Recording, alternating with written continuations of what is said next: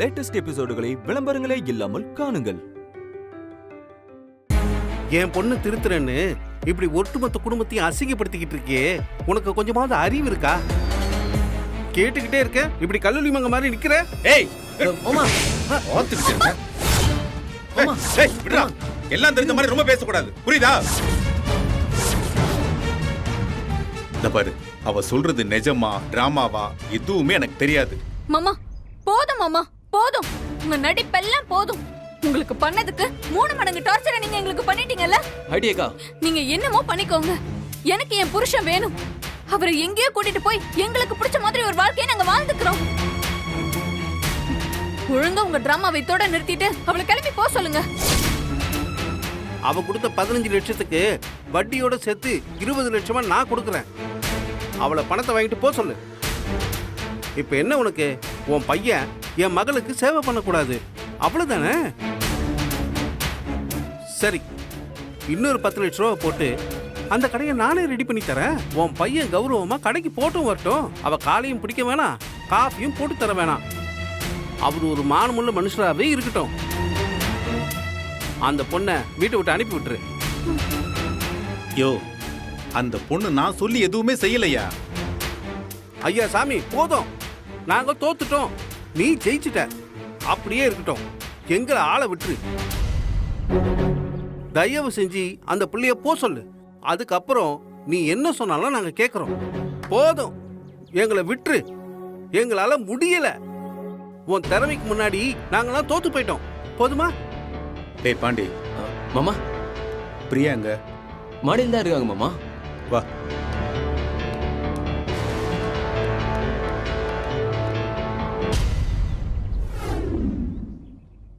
கோ ஆனாலும் நீங்க போட்டு சாதாரண குண்டு இல்லக்கா. வீட்டுல இருக்கிற அத்தனை பேரும் மெஸ்ஸல் ஆயிட்டாங்க. அந்த வெள்ளை வெட்டி தொடர்ந்து நீங்க போட்டான். இதுக்கு அப்பால ரவி மச்சனா அவங்க ஒன்னும் சொல்ல மாட்டாங்க. ஃபுல் ரெஸ்பெக்ட் கொடுப்பாங்க. அந்த அளவுக்கு நீங்க ஒரு பெரிய மேட்டர் பண்ணிட்டீங்க. நான் என்ன பாண்டி பண்ண? ரவி எப்பவுமே நல்லா இருக்கணுங்கிறது தான் என்னோட ஆசை. ரவியும் முதலியே சொல்லியிருந்தாம்மா, நீங்க 2 பேரும் தான் உமாவை திருத்துறதுக்காக இப்படி ஒரு டிராமா பண்றீங்கன்னு. இதுல ரவிக்கு ஒரு பிரச்சனையும் இல்லம்மா. அவன் பாட்டுக்கு அவன் பொண்டாட்டியோட சேர்ந்து வாழ போயிடுவான். நாங்களும் எங்க புள்ளையோட வாழ்க்கை ஒரு வழியா நல்லபடியா அமைஞ்சதுன்னு திருப்தியோட இருப்போம். ஆனா இதுல பாதிக்கப்படுறது என்னவோ நீதாம்மா. என்ன மாமா சொல்றீங்க? இல்லையா பின்ன? ரவி நல்லா இருக்கணும்னு நீ இவ்வளவு பெரிய பள்ளியை சுமந்துக்கிட்டு இருக்கியே, நாளை பின்ன உன்னை கட்டிக்க போறவன் இந்த கட்டுக்கதையை நம்புனா உன் வாழ்க்கையில பிரச்சனை வந்துடாதா? ஆமாங்க, போதும். நீங்க பாருங்க, இதுக்கு மேல நீங்க என்னத்துக்கு இங்க உட்காந்துருக்கணும்? நடந்தது என்னன்னு வீட்டுல இருக்கவங்களுக்கு எல்லாம் தெரியும். ஆனா வெளியே இருக்க பாக்க சொல்ல உங்களை தாக்கா தப்பா நினைப்பாங்க. இப்ப நான் என்ன பண்ணணுங்கிறீங்க? அக்கா போதுக்கா, அவனுங்க வாங்க வேண்டிய அளவு வாங்கிட்டானுங்க. அவனுங்களுக்கு ஃபுல்லா சாக்கு ட்ரீட்மெண்ட் குத்தாச்சு. இங்க பாருங்க, நீங்க கீழே போயிட்டு நான் சொன்னதெல்லாம் போய் அப்படின்னு சொல்லிட்டு போயினே இருங்க. அவ்வளவுதான் ஜாலி. நான் என்ன போய் சொன்னேன்? சும்மா தமாஸ் பண்ணுங்க. அதனா அதான் எல்லாரும் கேட்டோம்ல. ஐயோ, சீரியஸாவே நீ என்ன சொல்றேன்னு எனக்கு புரியல பாண்டி. அதான் உங்களுக்கும் சின்ன மச்சானுக்கு நடுவுல எல்லாம் முடிஞ்சு போச்சுன்னு சொன்னீங்களா, அந்த போய் தான் சொல்லுகிறேன். பொய்யா? அது பொய்யன்னு யார் சொன்னா? எனக்கும் ரவிக்கும் நடுவுல எல்லாமே நடந்தது உண்மைதான்.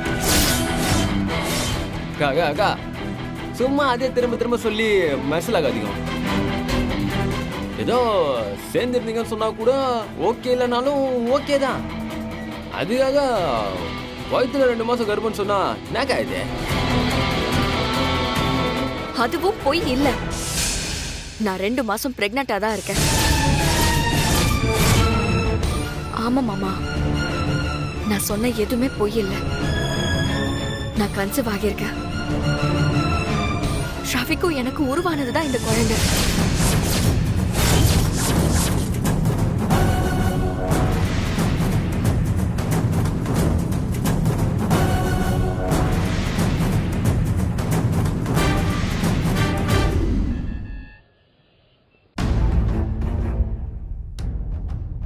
என்னங்க என்னங்க ஏய் மேகலா என்னம்மா? இல்ல அந்த பொண்ணு மேல என்ன பண்ணிட்டு இருக்கா? அடச்சி, சும்மா இப்ப அது ரொம்ப முக்கியம். 2 பேரும் போய் வேலையை பாருங்க, போங்க. ஏன் மாப்ள, உங்களுக்கு வேலை போனதுல இருந்து உங்க ஐம்புலனும் அருமையா வேலை செய்யுது. கண்ணை மூடிக்கிட்டே 4 பக்கமும் நடக்கிறது அப்படியே டக்கு டக்கு டக்குன்னு சொல்லிட்டே இருக்கீங்க. இது என்ன பிரமாதம்? கண்ணை மூடிக்கிட்டே கரெக்டா சொம்பெடுத்து வீசுவேன். அது எப்படி முடியும்?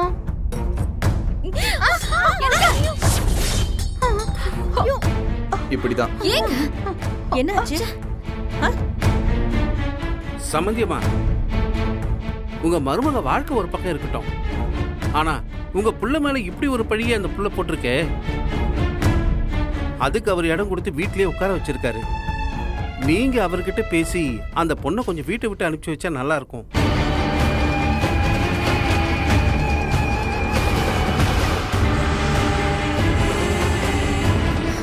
வரா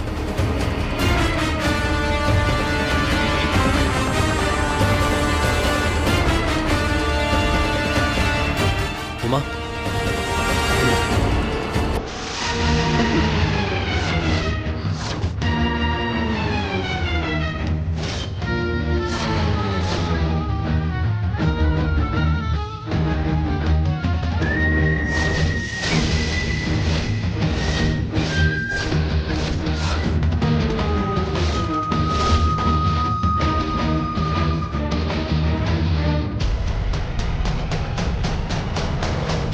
ஒரு நிமிஷம் நில்லுங்க.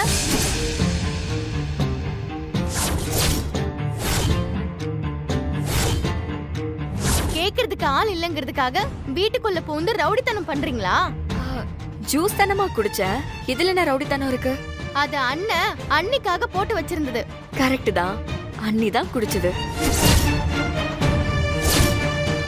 நான் அண்ணின்னு சொன்னது உங்களுக்கு கிடையாது, உமா அண்ணி. உமா அண்ணினா அப்போ நான் யாரு? இத பாருங்க, அவங்க உண்டாயிருக்காங்க. அதுக்காக தான் அண்ணன் அவங்களுக்கு ஜூஸ் போட்டு கொடுத்துட்டு இருக்காரு. நானும் தான் உண்டாயிருக்கேன். இங்க பாரு பிரியா, போதும். நீ இந்த பிரச்சனையை இப்படியே வளர்த்துக்கிட்டே போயிட்டு இருக்க முடியாது. உமா உனக்கு பண்ணது தப்புதான். அதுக்காக ஒரு புள்ளத்தாச்சி பொண்ணை போய் இப்படி நீ பாடாப்படுத்துறது கொஞ்சம் கூட சரியில்லை. உங்க எல்லாருக்கும் புரியுற மாதிரி தானே சொன்ன. நானும் ரவியும் ஒன்னா வாழ்ந்தோம், அதனால நான் கன்சீவ் ஆயிருக்கேன். ரவி தான் என் ஹஸ்பண்ட், என் குழந்தைக்கு அப்பா.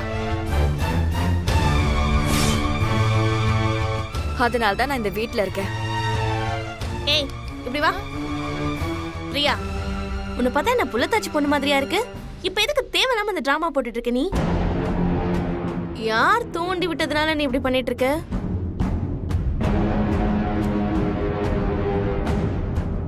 தேவையில்லாம பேசுனதையே திரும்ப திரும்ப பேசுறதுல எந்த பிரயோஜனமும் கிடையாது. அடுத்து என்ன பண்றதுன்னு யோசிங்க. நான் உண்மையை சொல்லிட்டேன். நீங்க யாரும் நம்பலனா அதுக்கு நான் ஒண்ணும் செய்ய முடியாது.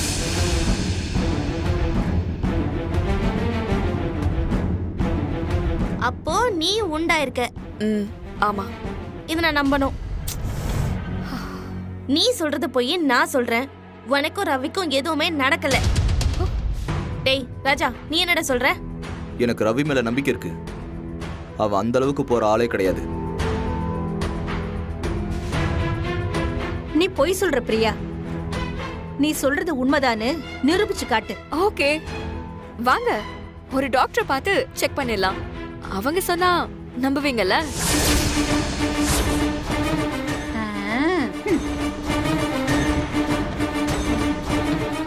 அதெல்லாம் எங்க டாடி பக்காவா ஒரு டாக்டர் ரெடி பண்ணி வச்சிருப்பாரு. என்ன டாடி, ரெடி பண்ணி வச்சிருக்கீங்கல்ல? இந்நேரம் ரிப்போர்ட் கூட ரெடியா இருக்குமே, போய் வாங்கிட்டு தான் வரணும்ல.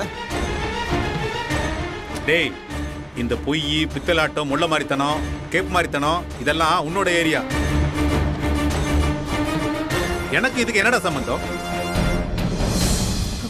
சரி, நாங்க சொல்ற டாக்டர் வேணாம், நீங்களே ஒரு டாக்டரை சொல்லுங்க, அவங்க கிட்டே செக் பண்ணிருவோம். அப்படி வா வழிக்கு. சரி, எங்களுக்கு தெரிஞ்ச டாக்டரை நாங்க வர சொல்றோம்னே, அவங்க வந்து பார்த்துட்டு சொல்லட்டும். எப்படி இருந்தாலும் டாக்டர் இப்போ டியூட்டிக்கு போயிருப்பாங்க. சாயந்தரம் டான்னு கரெக்டா 6 மணிக்கு நான் நேரா வீட்டுக்கே வர சொல்றேன். Okay, well I am okay with anything. இது பார், நீ சொன்னது மட்டும் பொய்ன்னு தெரிஞ்சது, நீ பாட்டுக்கு பேசாம கிளம்பி போயிட்டே இருக்கணும், புரியுதா? அதுவே உண்மையா இருந்தா இந்த வீட்ல இருக்கிற எல்லாரும் இந்த வீட்டு வாரிசை பெத்தெடுக்க உதவி பண்ணணும்.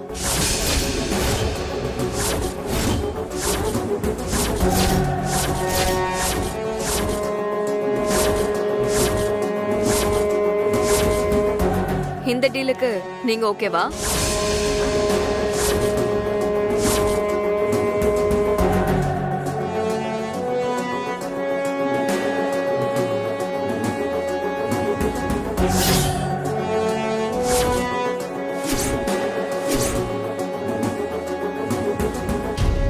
மாமா, ம் எல்லாரும் என்ன உங்களை தான் ஃபோர்ஸ் பண்ணுகிறாங்க.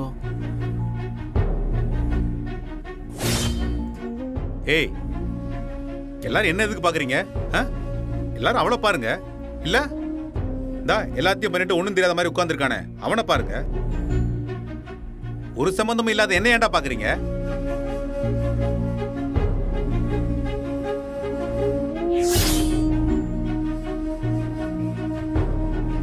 அம்மா, உங்களுக்கு என்ன தோணுது? தெரியலடா, ஆனா இது எனக்கு சின்ன பிரச்சனையா தோணல. ஏதோ பெருசா வெடிக்க போகுதுன்னு மட்டும் தெரியுது. அம்மா, எதுவா இருந்தாலும் சாயந்தரம் 6 மணிக்கு தெரிஞ்சிடும். பாப்போம், வா.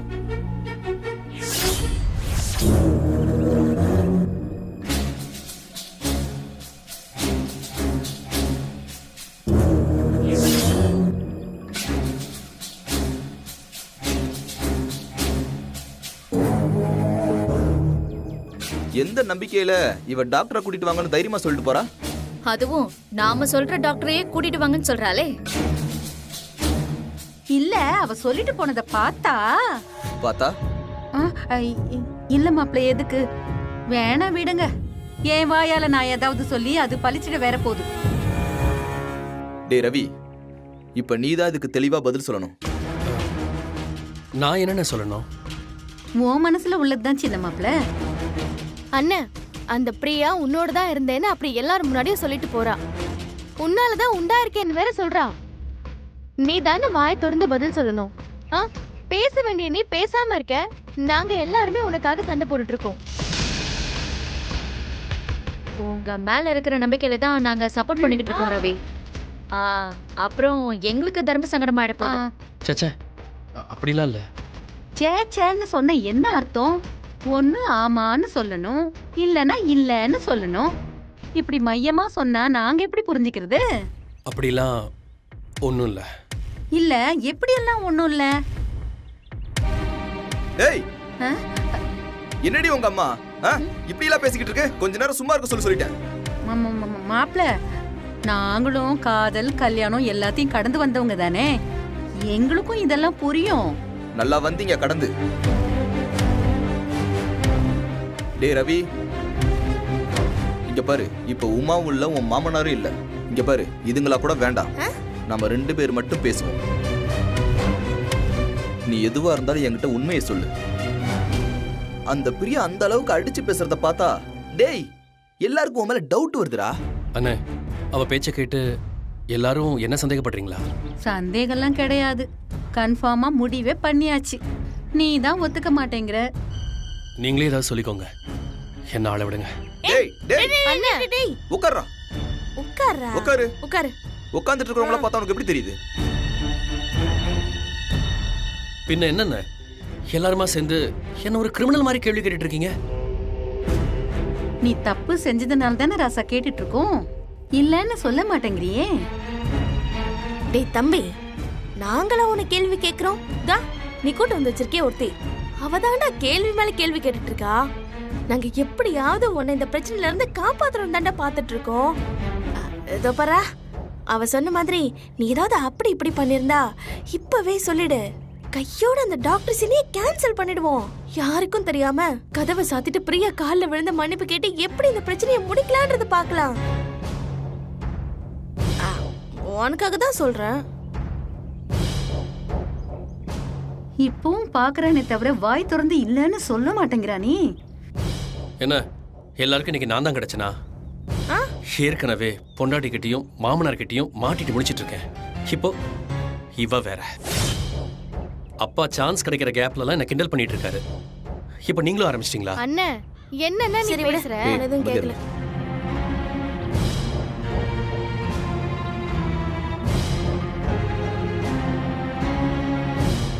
என்ன என்ன விஷயம்? இல்ல ஒண்ணும் இல்லம்மா. என்னன்னு சொல்ல போறீங்களா இல்லையா? மா அதெல்லாம் ஒண்ணும் இல்லம்மா. அந்த பிரியா அவ்வளவு உறுதியா சொல்லிட்டு போறாளே, அதான் ரவி கிட்ட உண்மையிலேயே அப்படி எதுவும் நடந்துச்சான்னு. வாய முடுறா. அவனை பத்தி உங்க யாருக்கு எதுவும் தெரியாதா? இல்ல எனக்கு அவன்கிட்ட கேட்க தெரியாதா? எவ்வளவு ஒருத்தி வந்து என்னமோ சொன்னாங்கிறதுக்காக நம்ம வீட்டுல இருக்கிறவங்களே நாமளே சந்தேகப்படலாமாடா?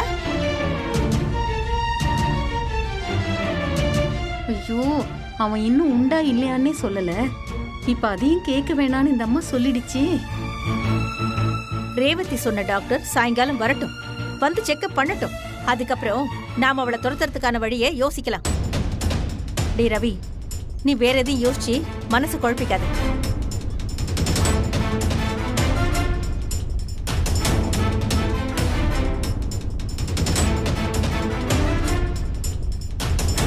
பெரிய மாப்பிளைக்கு வேலை இல்லாத நேரமா பார்த்து சின்ன மாப்பிள்ளை பெரிய பெரிய வேலையெல்லாம் பண்ணிட்டு வந்திருக்காப்ல. ஆனாலும் கடைசி வரைக்கும் இல்லைன்னு சொல்ல மாட்டேங்கிறானே. என்ன? ஒன்னும் இல்ல மாப்பிள்ள.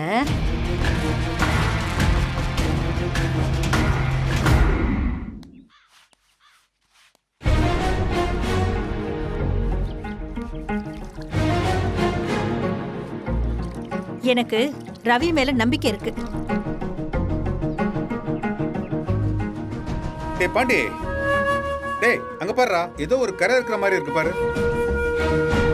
பாத்தியா, பார்க்க பள்ள பள்ளன்னு இருந்தாலும் உத்து பார்த்தாதான் அழுக்கு தெரியுது. டேய் அதை நல்லா தொடையாண்டா. சரி மாமா. உங்களுக்கு அவன் மேல நம்பிக்கை இருக்கா இல்லையா?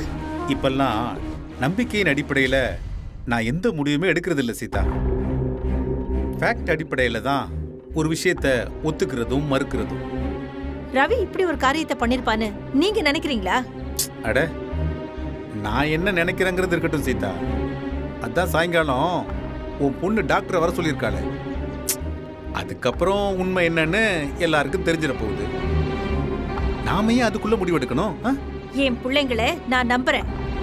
என் பிள்ளைங்களை நான் நம்பினேன். அப்போ இப்ப நம்பல. நம்ப முடியாத பல விஷயங்களை உன் பிள்ளைங்க தொடர்ந்து பண்ணிட்டாங்க.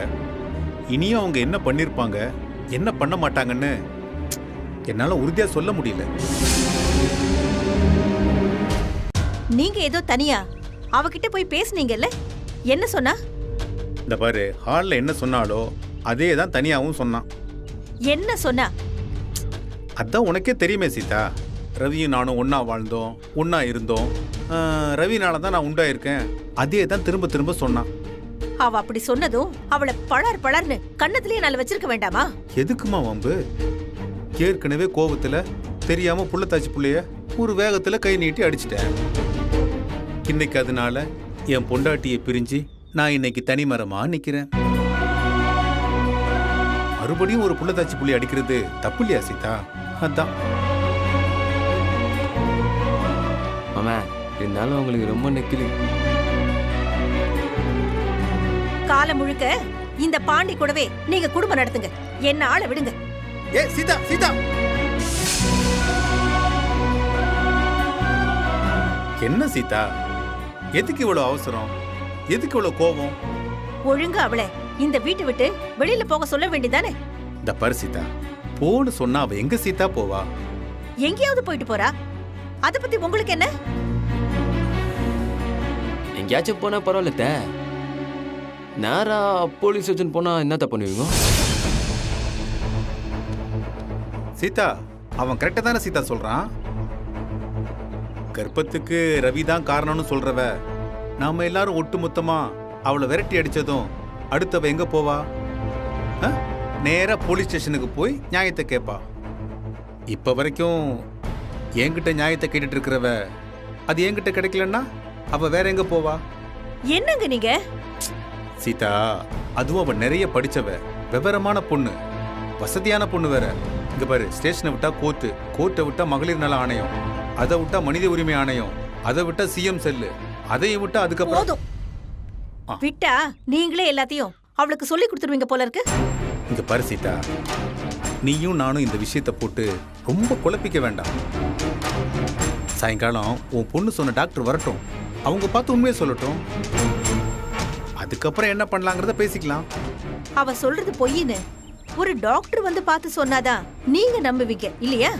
இங்க பாரு, இந்த விஷயத்தை டாக்டர் பார்த்து சொல்லாம வேற யார் சீதா சொல்லுவா? இருக்கட்டுங்க, நீங்க கடைசி வரைக்கும் பிள்ளைங்களை நம்பாத அப்பாவாவே இருந்துக்கோங்க. நான் பிள்ளைங்களை நம்புறேன், அம்மாவாவே இருந்துக்கிறேன். சீதா, மாமா வாங்க. என்ன? நான் ஒண்ணு கேக்குறேன். நம்ம சின்ன மச்சான் நிஜமா இதை பண்ணியிருந்தா?